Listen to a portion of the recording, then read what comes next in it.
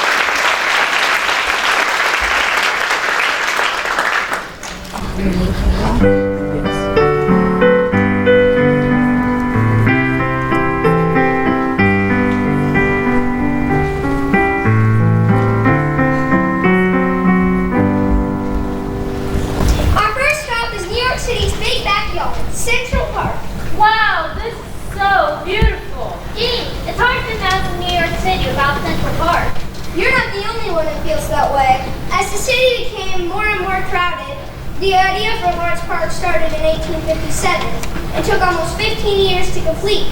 Why did it take so long? Once the land was purchased, more than 10 million cartloads of rock, soil, and debris were transplanted out of the park. It's like a big hole. And more than 4 million trees, plants, and shrubs were transplanted in the park. It's like a big oasis in the middle of the biggest city in the country. You're right. The whole park is a whopping 844 acres. Walk. Come on, let's take a walk and see the sights.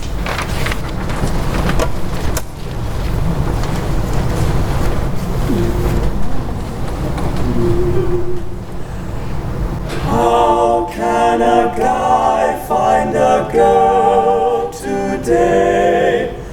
Maybe you can do it in the same old way.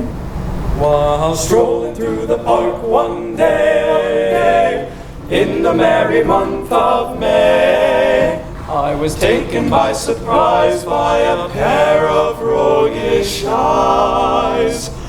In a moment my poor heart was stole away.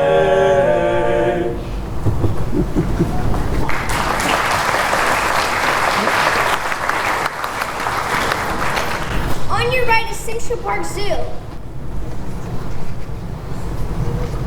There's a zoo in the middle of New York City? It's the second oldest zoo in the United States. As soon as the park opened, people started donating gifts of exotic animals and other pets. What kind of animals? First there was a bear and some swans and a few smaller animals, but it kept growing. A menagerie just started spontaneously. Look to the left. Look to the left. Look to the left. That's the sheep meadow with around 200 sheep that graze it every day. There's actually a shepherd that leads the sheep to and from the meadow. Oh, this is so cool. Carousel. Right up there is Central Park Carousel. It's been a fixture here in the park for years. It was originally powered by a mule and a horse that rode a track under the platform. The conductor would signal them to stop by tapping his foot. But thankfully a steam-powered carousel was implanted there a few years later.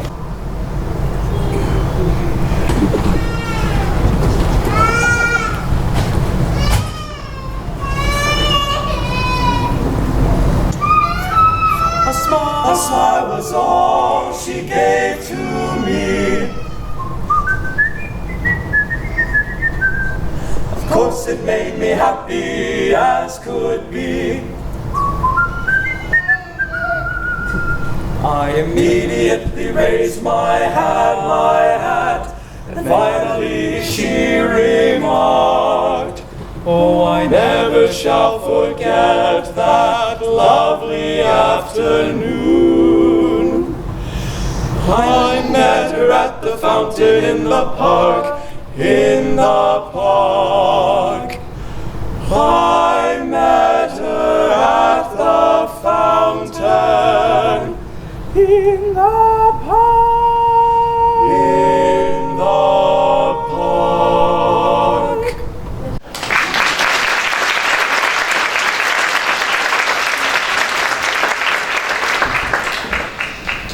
Over there to your left is Bethesda Fountain, the heart of the park.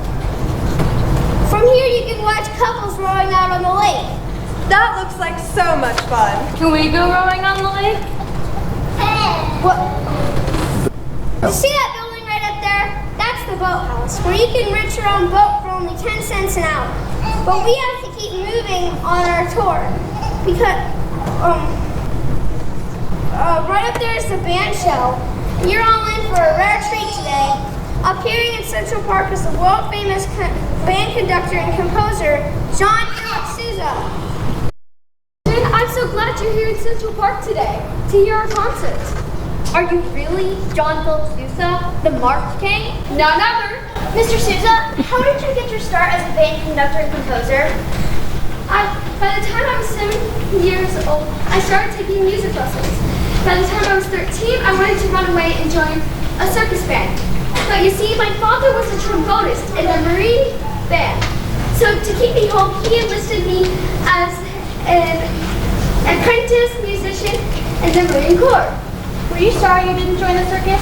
Oh no, just a few years later, when I was 26 years old, I became the leader of the Marine band in Washington, D.C. And is that when you started writing marches? Yes, and now I have my own band, and we tour all over, and people everywhere seem to love my marches. Do you guys all know the Stars and Stripes? Yes. Do you all know the words? Yes. Then strike up the band. Let's all sing it now.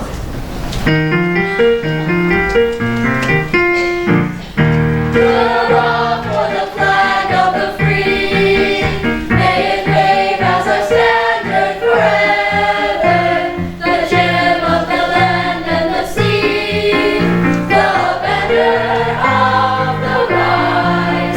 Let despots remember the day when our fathers with mighty endeavor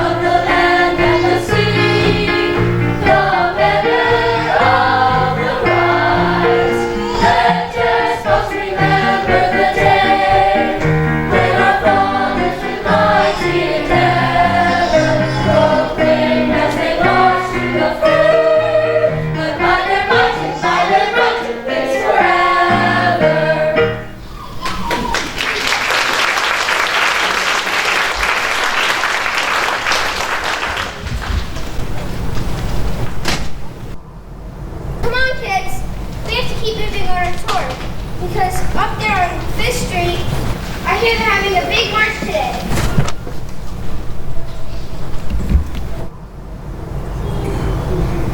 I heard as many as 25,000 women are marching for a woman's right to vote. And they're being cheered on by a crowd of around 250,000 people, both men and women, who support the women's suffrage movement.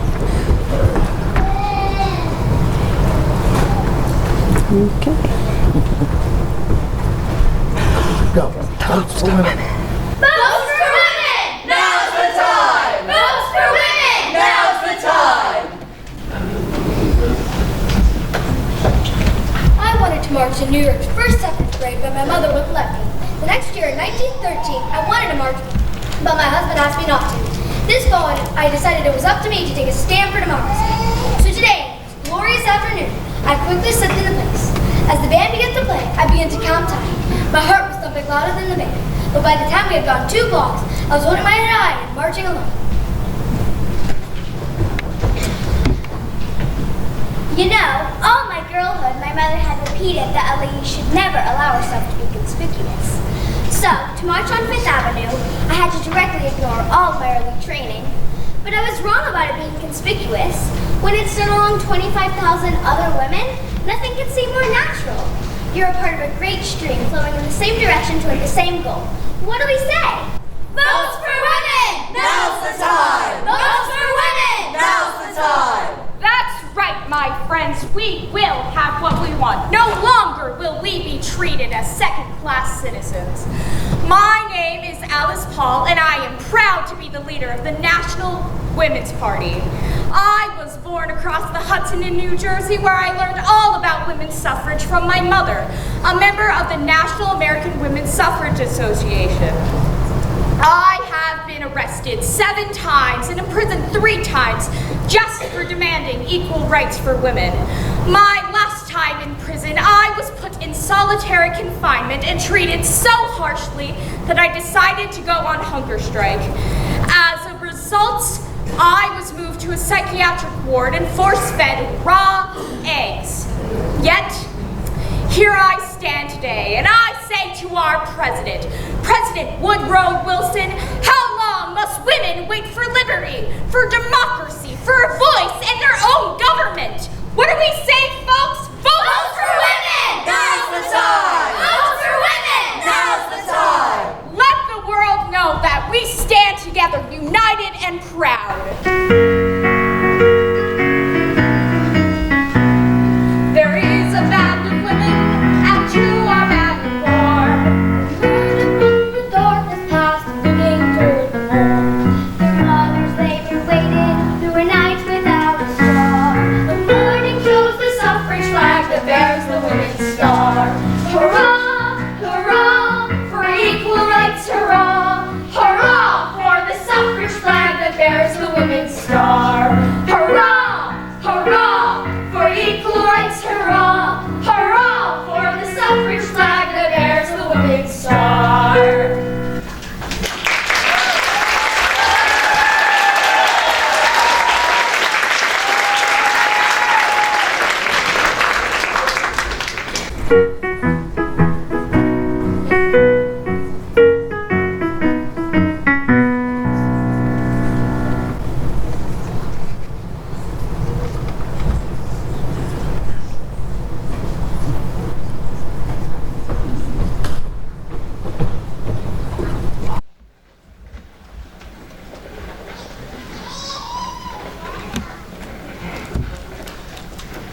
What would a trip to New York City be without going to see a show on Broadway? So here we are at the Great White Way. The what? The Great White Way. I don't understand. What's so white around here? Oh, I know. Okay, tell us why it's called the Great White Way. Look around at all the signs at night. It's brighter than any place else on earth. That's true, but it also got that nickname because Broadway was one of the first streets in the United States to have electric streetlights all the way from 14th Street all the way up to the theater district here in the new Times Square. The name was just changed a few years ago in 1904 when the New York Times built and moved into that tall building right over there.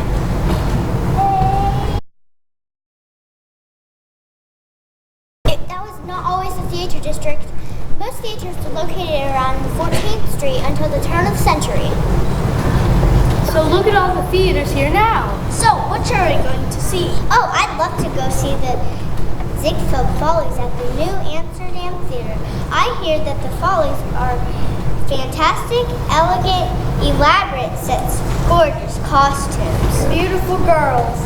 I'd rather see a play. I hear that Seven Keys to Baldpate is so good. It was written by George M. Cohan, but it's not a musical. It's a mystery about a writer that gets locked in an old house, and there's a big surprise at the end of the show. Doesn't that sound great? No, I think we ought to go see a musical comedy. Here's a list of some of the shows. What sounds good? The Girl in a Taxi. The Pink Lady. A Country Girl. The Girl of My Dreams. The Quaker Girl. The Pearl Girl. The Sunshine Girl. The Midnight Girl. The Only Girl. Wait. Does anyone see a pattern here? I'm sure it's all that mushy boy meets girl, boy loses girl, boy gets girl stuff. Boring. If we really want to hear beautiful music, I know what we should see. An operetta. They're all the rage these days. So much more sophisticated than plain old musical comedy. And so romantic. Victor Herbert's Naughty Marietta is playing right here in Times Square at Hammerstein's New York Theater. I can hear them singing their big love song now.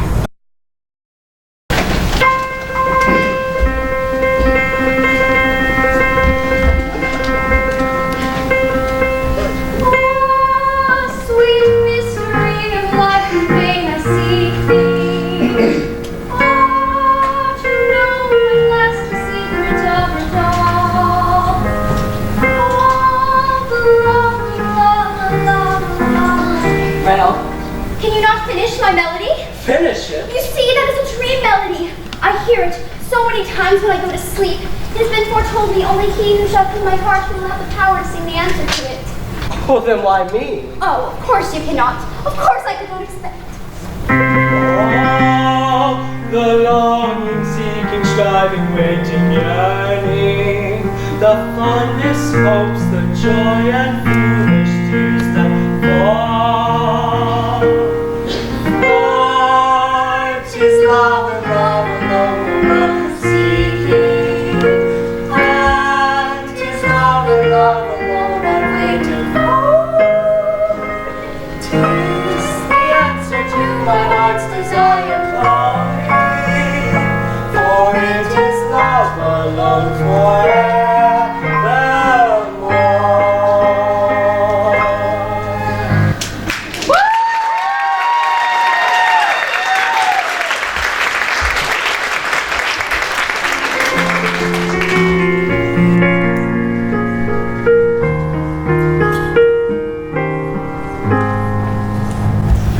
Here we are in Washington Square Park, the heart of Greenwich Village. The arch at the base of Fifth Avenue is designed after the Arch de Triomphe in France. But the park itself was built in 1871, and since that time it served as a meeting place for cultural activity. But in 1912, a new movement was becoming popular. The intellectuals moving to the village were starting to live a bohemian lifestyle, which was becoming popular in notoriety.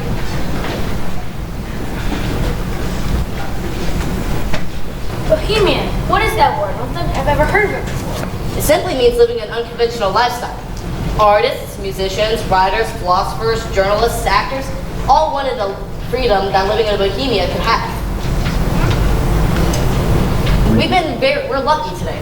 We've been invited right up the street to number 23 Fifth Avenue to the home of Mabel Dodge. Miss Dodge has created salons, a gathering for Bohemians on a weekly basis. We are fortunate enough to be here this week. You just never know who will be there. Welcome to my home. I'm Mabel Dodge. Let me tell you a little about my salons, as they're called. I moved to the city after living a very privileged life. I was looking for something vital. Help with my friends. With the help of my friends, I issued an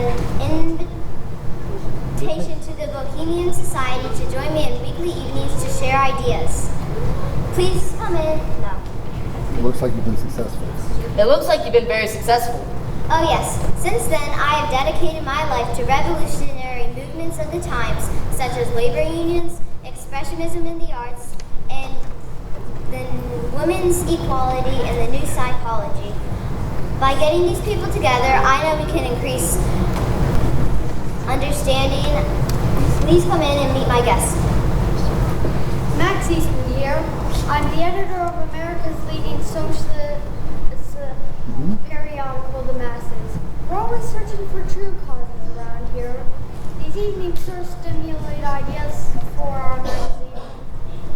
And I'm John Reed. My friends call me Jack. I came to New York to be a journalist and ended up joining the staff of The Masses. Jack has quite a reputation as a radical. While in New Jersey, covering for a mill strike by the IWW. That's Industrial Workers of the World. I was arrested for speaking on their behalf and later put on a big pageant in Madison Square Garden as a benefit for their cause. My name is Louise Bryant, and I'm also a writer and a journalist, an unusual thing for a woman in the 1910s. I met Jack in Portland and followed him back to Greenwich Village, where I was introduced to these bohemian friends. Like me, I'm Eugene Neal and I'm a clerk. Last summer, Jack, Louise, and I decided to go to Provincetown, Massachusetts, which had become an actress for artists. At a gathering of friends, we decided to put on plays, and the Provincetown plays were born. It was a huge success, and we moved it back to the village in a space we rented on McDougal Street, right off Washington Square. We call it the Provincetown Playhouse, and it is quickly becoming one of the most respected theaters in all of New York. I'm now working on a full-length play which seems to be going very well. I'm going to call it Beyond the Horizons. My friends have been very encouraging about making theater my career. Well, children, feel free to join in our conversation and share your views. Thank you, Miss Dodge, but we'll have to move on. I'm sure the kids will never forget their visit to your bohemian gatherings here in Greenwich Village.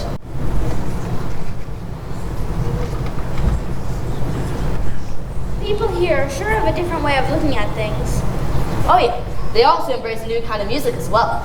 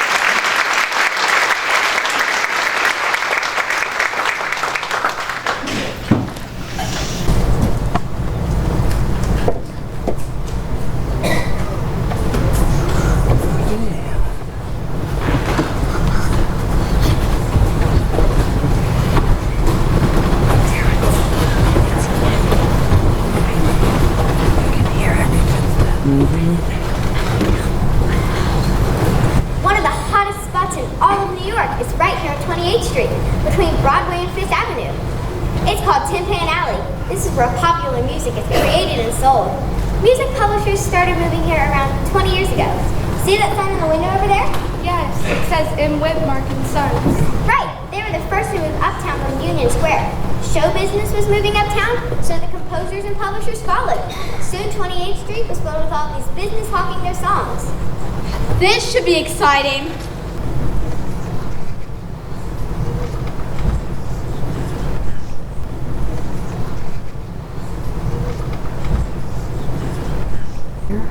I can hear all the music coming out of the buildings.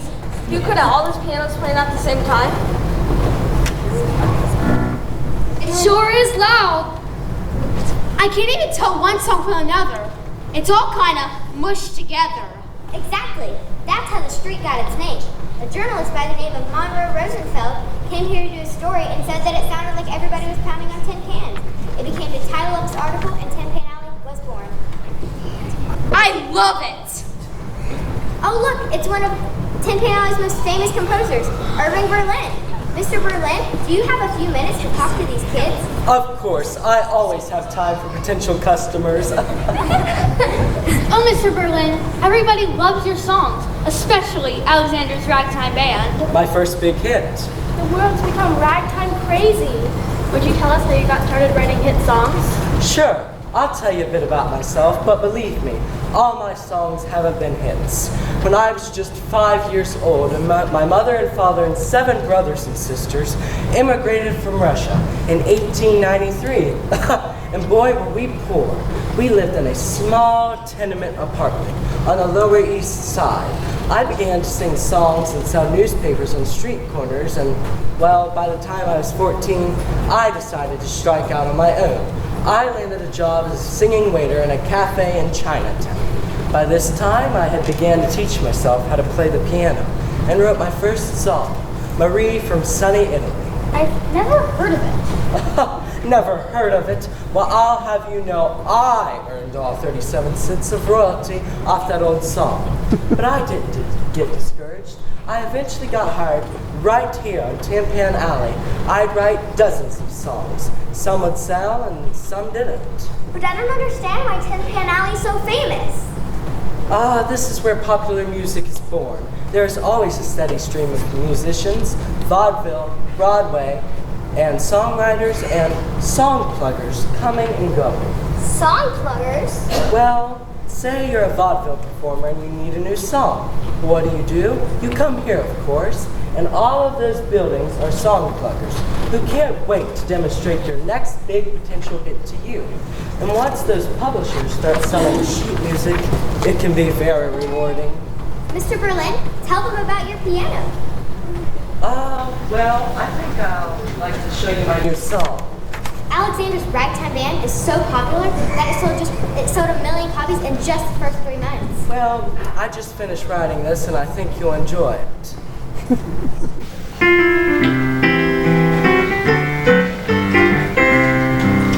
I love the piano, I love the piano, I love to hear somebody play.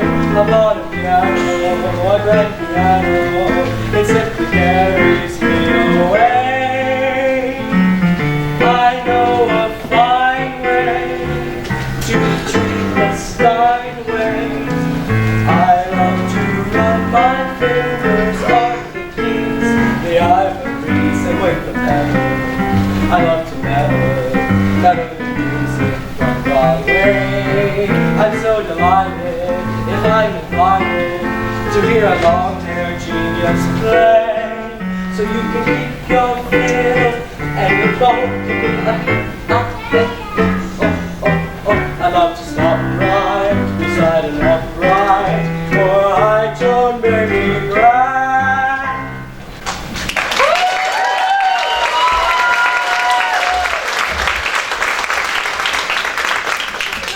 Will you tell them about your piano? Oh, yes. Well, see, I normally play in the black keys because it is easier that way. Then all of the songs are in the key of F sharp major. Well, a couple of years ago, I decided to buy a transposing piano for $100. It's got this wheel on the side that lowers the keyboard left or right on higher or lower notes. This way I can hear the song in a variety of other keys. That's pretty tricky. It sure is. Mr. Berlin, what are you planning to do next? Well, I just plan on writing songs. Oh, wait. Mr. Ziegfeld has asked me to write some songs for his follies. That might be exciting. Thank you, Mr. Berlin, for taking so much time with us. Thank you. We have more stops to make on our trip around New York today. Oh, but before you go, would you do me a favor and sing one of my songs? Sure! I'd love to. What song should we sing? My first big hit, of course.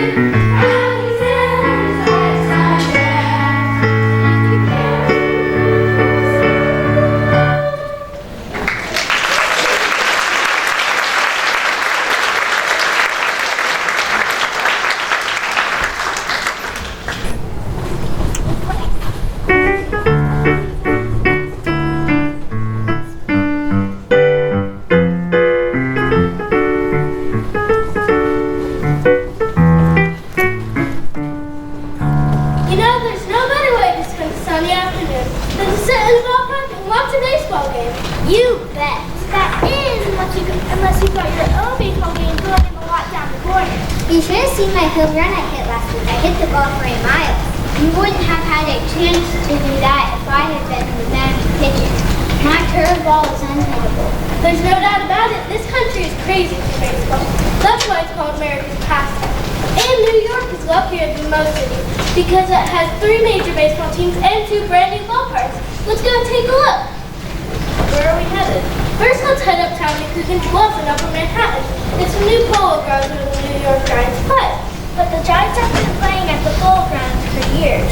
True, but the old ballpark was made of wood, and a couple of years ago it burnt to the ground. The Giants owner decided to rebuild it with concrete and steel like all the new modern parks are doing. It opened in June of 1911.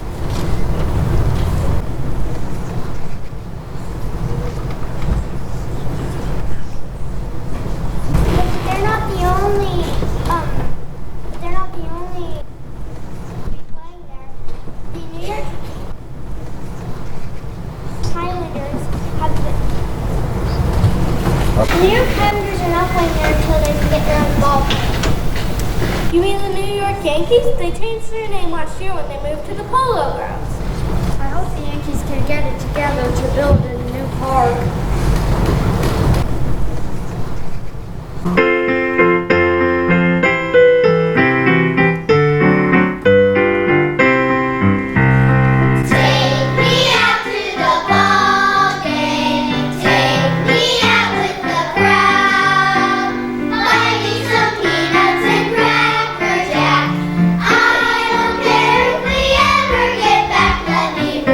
Root for the home team. If they don't win, it's a shame.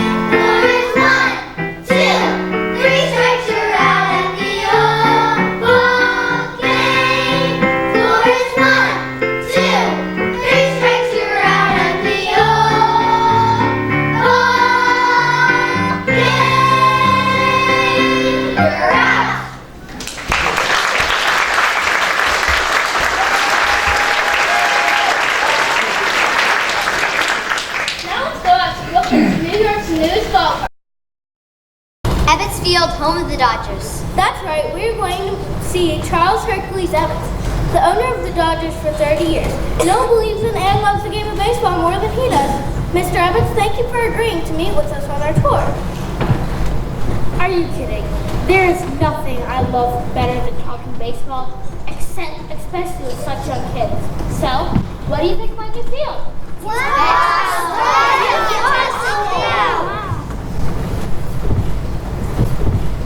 Evans, why did you decide to build your new ballpark here?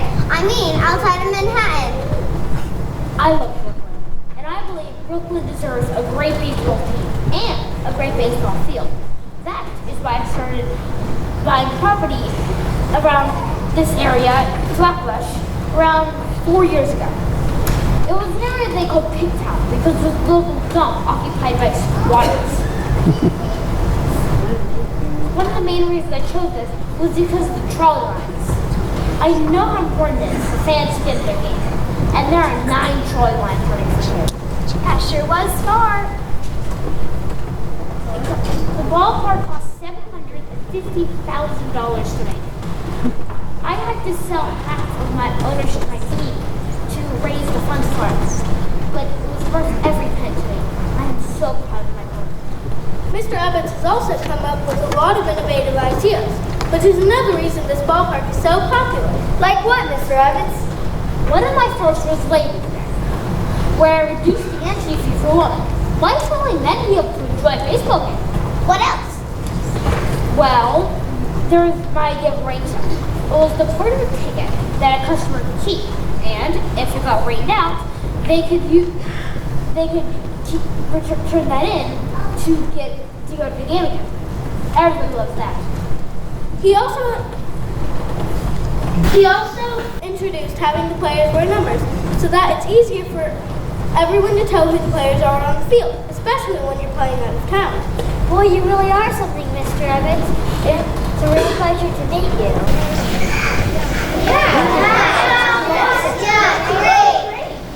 We better be off. If we hurry back, we can make it for the premiere of a brand new motion picture. Thank you again, Mr. Evans. 1, 2, 3, picture out at the old game. You're out.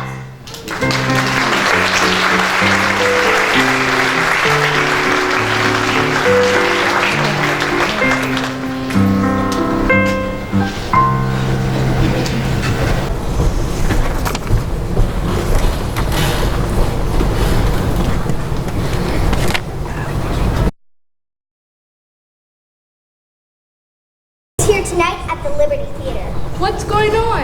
It's the New York premiere of D.W. Griffith's newest epic motion picture called Intolerant. Lots of big stars will be attending tonight.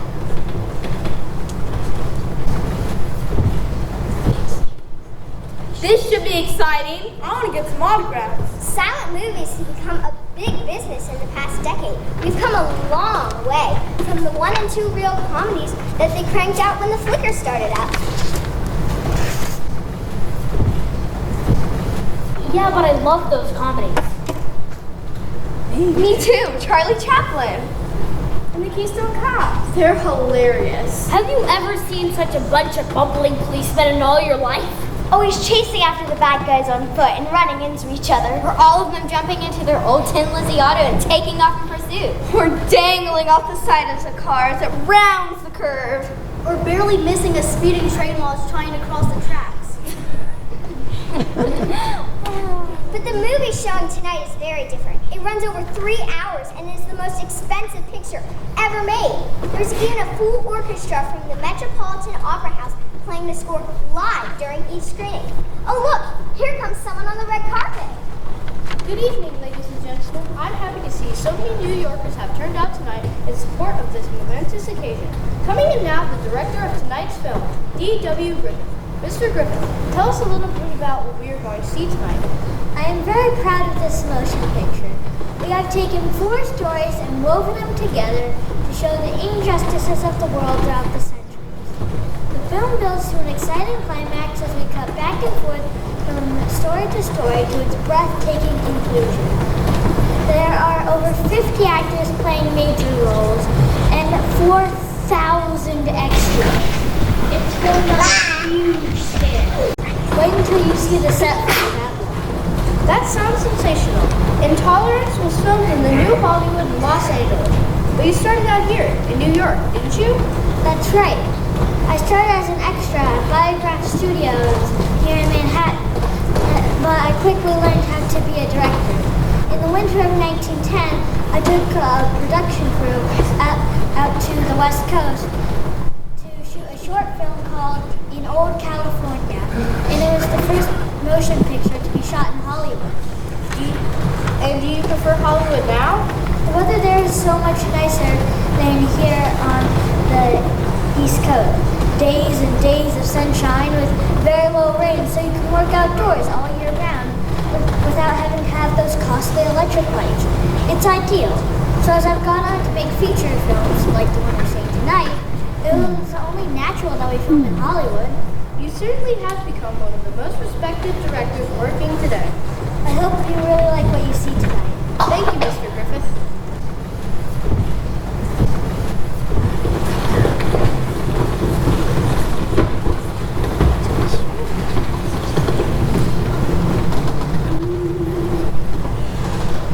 Let me call you sweetheart, I'm in love with you. Let me hear you whisper that you love me too. Keep the love light glowing in your eyes so true. Let me call you sweetheart, I'm in love with you. Let me call you sweetheart, I'm in love with you. I'm in love with you.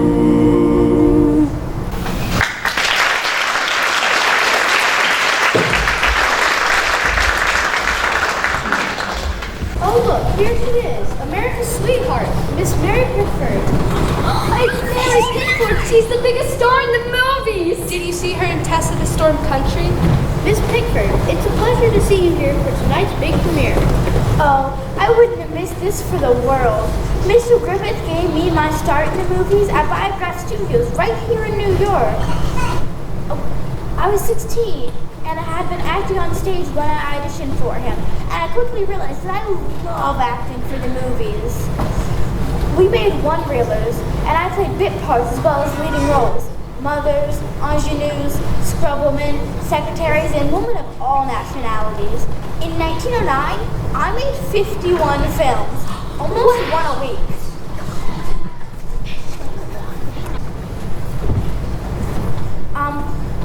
They didn't list our names in the films, but I quickly became known as the Biograph Girl, and people seem to love the films I made. You certainly do. They certainly do. Now that you're making feature films in Hollywood, everybody knows your name, and you've become loved all over the country. You're the most popular actress in the world. Oh, I just love what I do when it shows. And here's my dear friend, Lillian Gish. Hello, Mary. Hello, everybody. Hi. I hear Lillian plays a very important part in this picture. Well, it's just a small role, but I feel like it's the glue that holds the different stories together.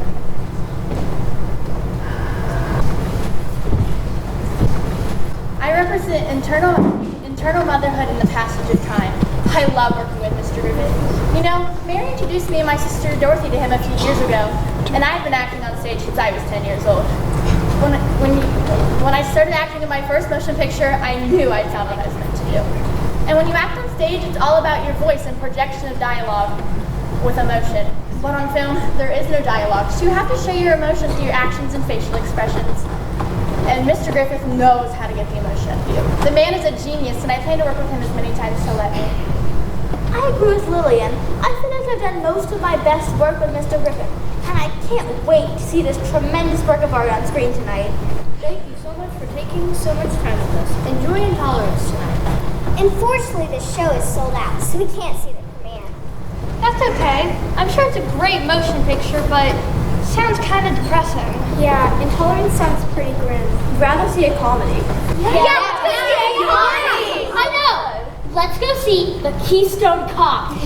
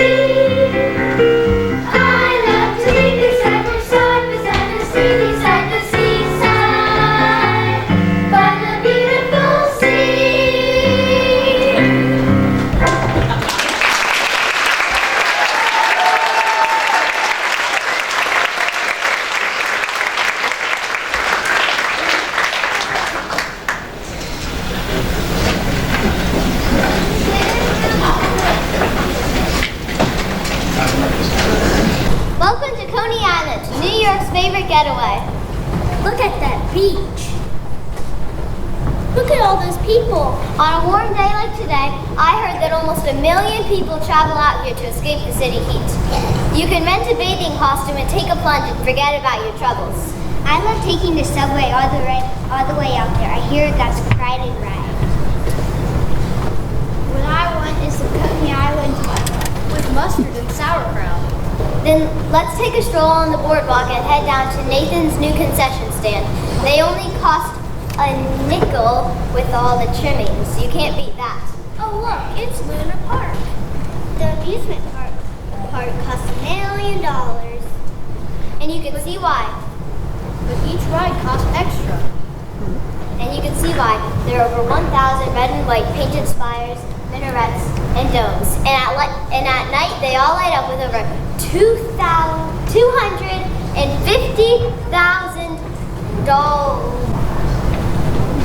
incandescent lamps.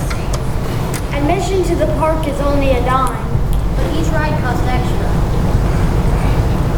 Some has 25 cents. Yeah, but it's worth it. I want to ride the trip to the moon. You go into the spaceship balloon and you blast off on your way to land on the moon. Along the way, you see the Earth getting smaller and smaller through the plane's windows. And once on the moon, the pilot invites the passengers to take a stroll on the Mars terrain. And there you find some frightening moon people. Then the passengers return to the ship and make their way back to Earth. That sounds great. To do the canals of Venice on the ride. And the Dragon's Gorge scenic railroad trip. Then there are the sideshows. Sword swallowers, fire eaters, bearded ladies. I want to see the little Egypt do the shimmy. Is it any wonder why Coney Island is so popular? Look over there on the midway stage. That girl is going to sing.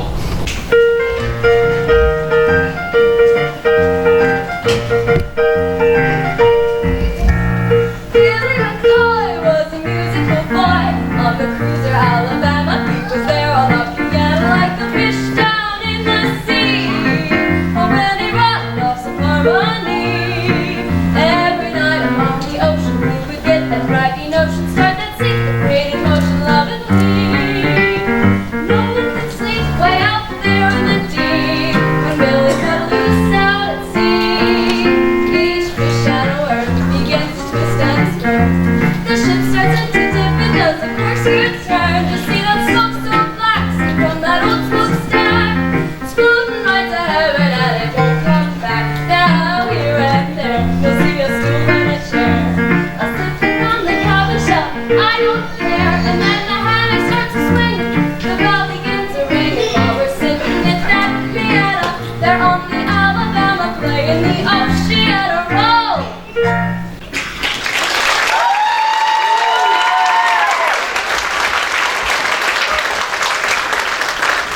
Alright, but we have to get back to the city. There's an important rally taking place back in Manhattan.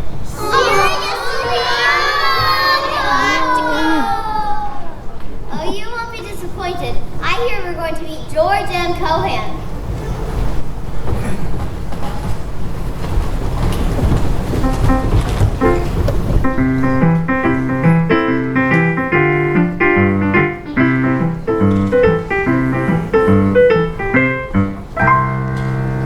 Here we are on the steps of the New York Public Library, located at 5th Avenue and 42nd Street. This impressive new building opened to the public in May of 1911. Look at those two big lions. Lions? Where? On either side of the stairs, see? Those are the guardians of the library. They're becoming very famous. Does anyone know their names? I do. One is called Patience. And the other one's called Fortitude. Right! Aren't they beautiful? Why are there so many people here today? We are watching history in the making. Today is the biggest rally for the war effort. After 3 terrible years with war raging in Great Britain, France, and Russia, the United States decided to join the Allied powers and to fight against Germany and the Central Powers. Brave men from all over the country have been shipped off and they've joined up to fight in these battles.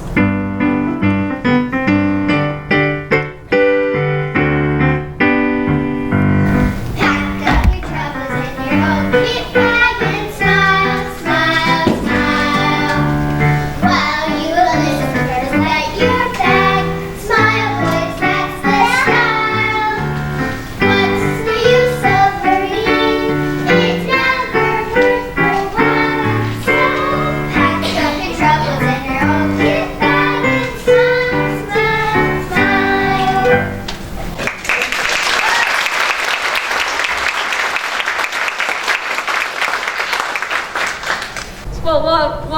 that adorable?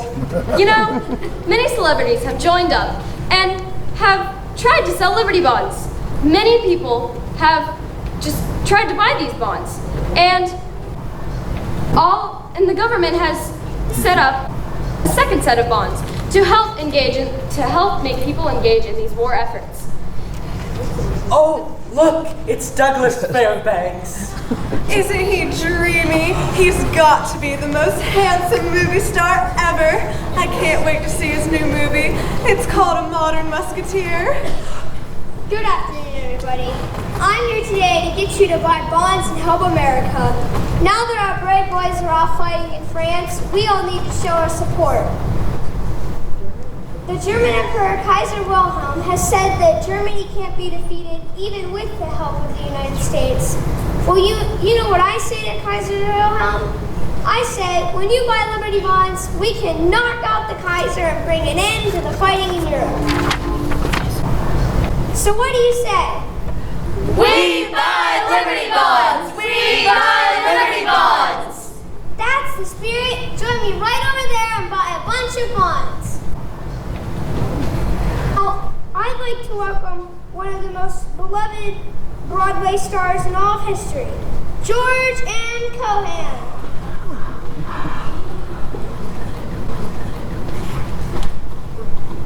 Yes, it's me, that Yankee Doodle Boy.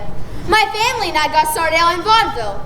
We traveled all over our great land, and I met so many great lads that are now fighting in the trenches of the Western Front. So, I wanted a song to show them our support, which I dedicate to them now.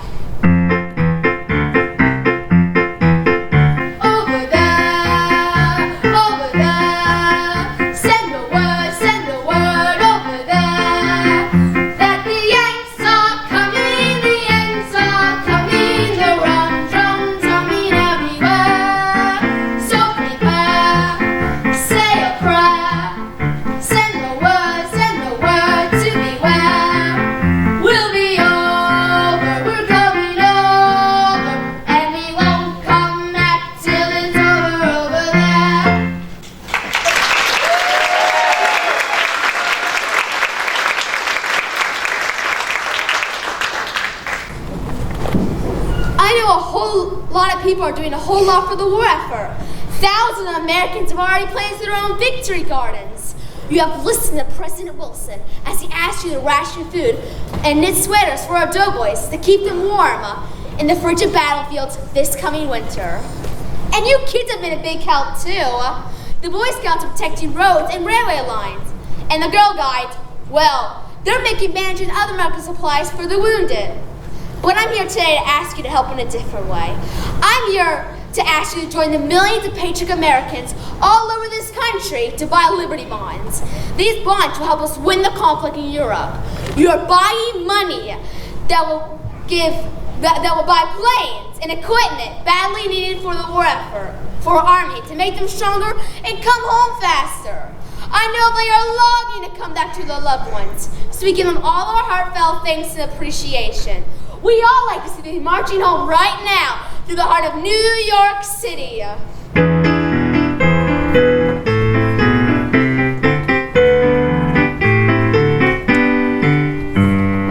Give my regards to Broadway. Remember me to Herald Square. Tell all the gang at 42nd Street that I will soon be there. Whisper of how I'm yearning to mingle with the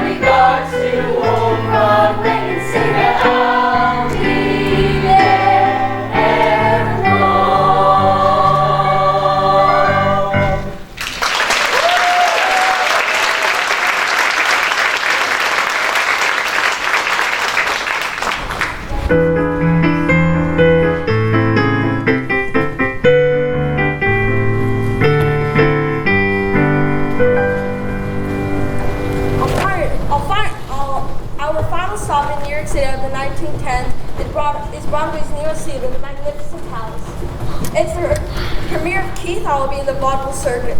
It is located on 5th Avenue, right in the heart of Times Square, and it seats over 1,700 patrons, making it one of the largest houses in New York City. We love vaudeville! You can see singers, And dancers. and jugglers, And animal acts. and comedians, And dramatic scenes. Well, all that and more can be seen at the Palace. The theater just opened in March of 1913, but is already considered the very best place for all vaudeville acts to be performed. So, can we see a show? Please. I have our tickets already. Then what are we waiting for? Let's hurry and take our seats. I don't want to miss a minute of this show.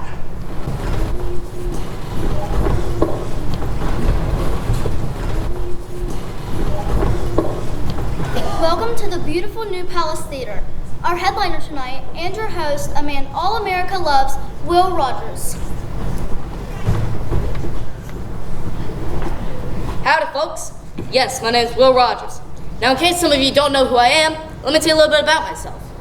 Some people say I'm a humorist or a social commentator. To tell you the truth, I'm just an old cowboy. I was born a Cherokee citizen in Oklahoma in 1879, in the Cherokee Indian Territory. My father was 1/8 Cherokee, my mother was 1/4 Cherokee, so you can do the math. Being a cowboy, I learned to twirl a rope from the time I could walk. I could rope a horse galloping full speed and tie up the rider at the same time. Swinging a rope's a lot of fun, as long as your neck's not in it. But I can tell you the day I roped my wife Betty was the greatest performance of my life. Well, we better get on with things. Our first performers tonight are those singing lovebirds Pat Rooney Jr. and Marion Bennett. They've been married for over 10 years, and they even have their own little Rooney who's ready to join the act. Here they are to sing the new hit song, Abba Dabba Honeymoon.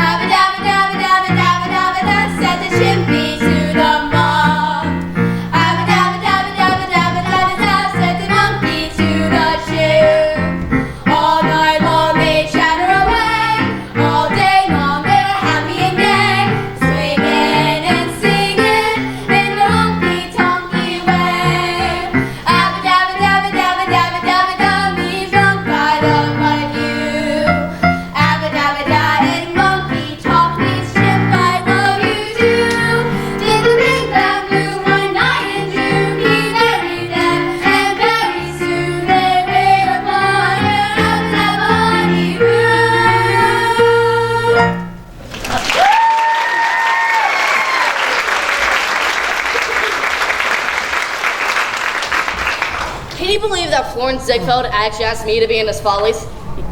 I told him, Mr. Ziegfeld, I'm not a song and dance man like that Al Jolson fella. All I can do is stand there and talk about some of the things on my mind. And he hired me anyway. Of course, people didn't come just to see me. They came to see all those gorgeous Ziegfeld girls. Is this sad to think in just 20 short years, those beautiful creatures would be 5 years older? The income tax has made more lives out of the American people than golf has. When the government can't think of anything, they always fall back on lower taxes. They've been promising lower taxes since washing across the Delaware by hand in a rowboat. But now their taxes have gotten bigger, and their boats have gotten bigger, and so now they're crossing the Delaware in their own private yacht. You know, we're the only town where you can drive to the poorhouse in your automobile. They're telling me it's time to introduce the next act, and it's a real honor to do so. No actress in the whole world is more famous than Sarah Bernhardt. The divine Sarah began her career in France, but has toured everywhere, including the United States numerous times.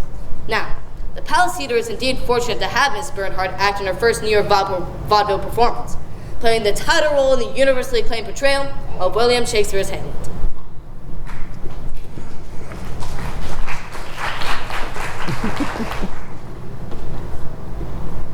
To be or not to be, that is the question. Whether 'tis nobler in the mind to suffer the slings and arrows of outrageous fortune, or to take arms against a sea of troubles, and by opposing, end them. To die, to sleep, no more, and by asleep to say, we end the heartache and 1,000 natural shocks that flesh is heir to. 'Tis a consummation devoutly to be wished. To die, to sleep, To sleep, perchance to dream. Aye, there's the rub. For in that sleep of death, what dreams may come, when we have shuffled off this mortal coil, must give us pause.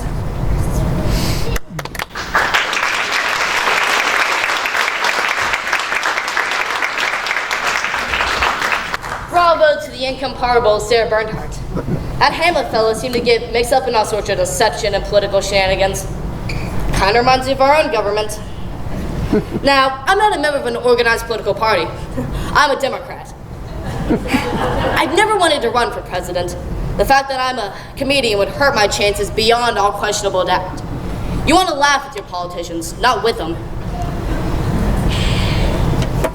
And the problem with a politician's life is someone's always interrupting it with an election. It takes a great country to stand a thing like an election hitting every 4 years. Here come our next performers, Vernon and Irene Castle. They're responsible for that dance craze sweeping the nation.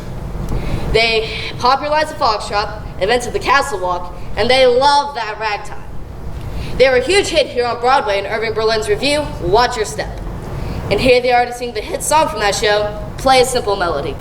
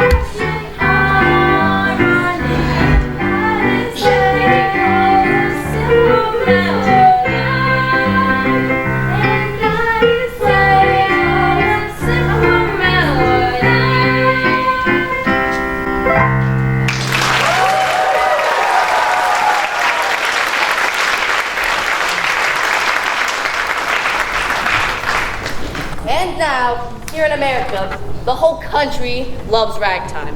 Why, even the whole doggone world has gone ragtime crazy. Just listen to what Mr. Irving Berlin has to say about it.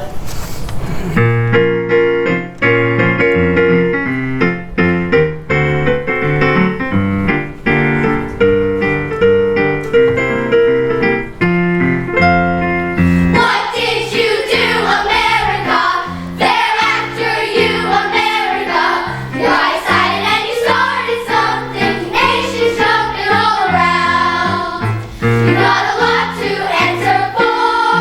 They blame my actual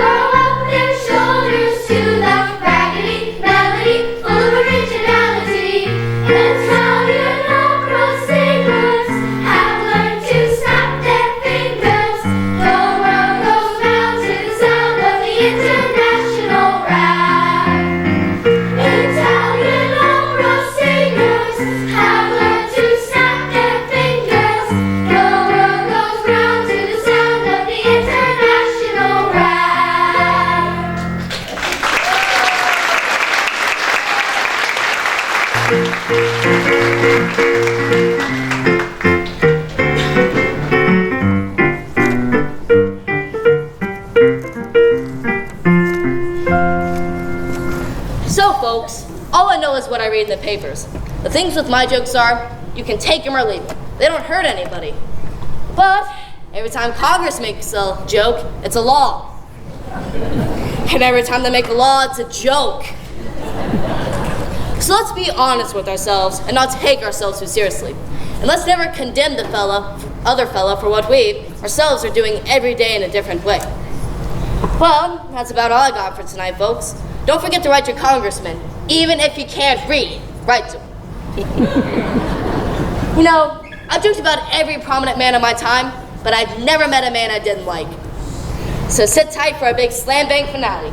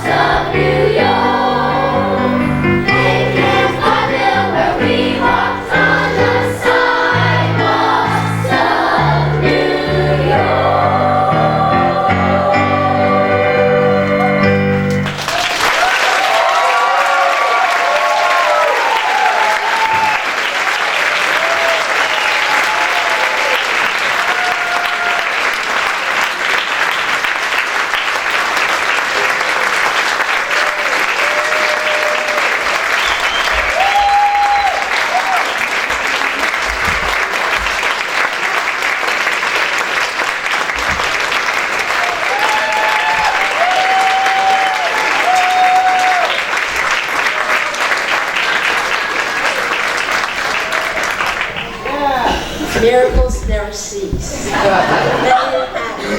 Good job, boys and girls. Great job.